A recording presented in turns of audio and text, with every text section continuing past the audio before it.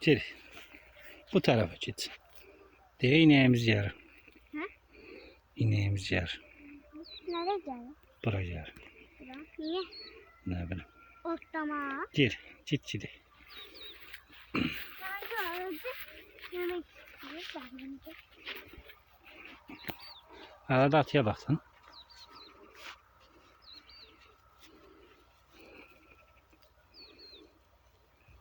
Benim kaçırı.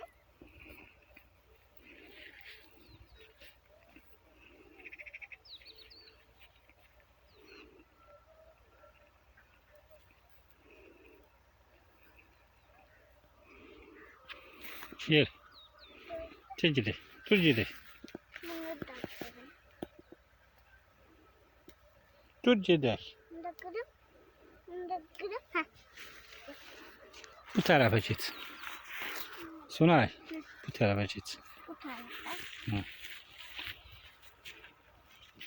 Bekarım ben böyle tutayım. Biraz yavaş git de. Çekebilirim de sen.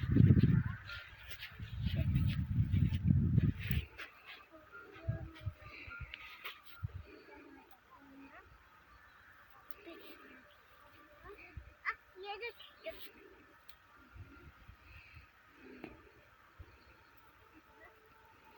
Durca. Bunu da kırım. Heh.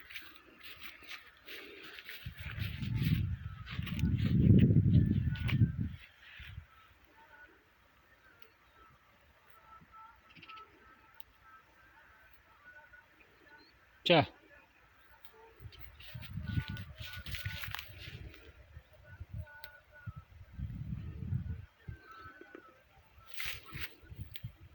Sunay. Az tulla gidiyor la. Ne inirsen? Yemek pişireceğim. Onunla yemek olur az. Hı. Ver bak. Yok hiç toza gömeceğim. Gidek mi eve? Hı. Gidek çay içelim evde.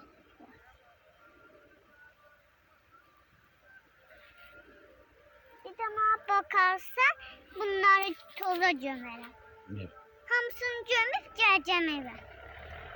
Çeçersen bakarsan, çeçersen bakarsan. Evet. Yaxşı. Sağ ol öyle gidek. Git.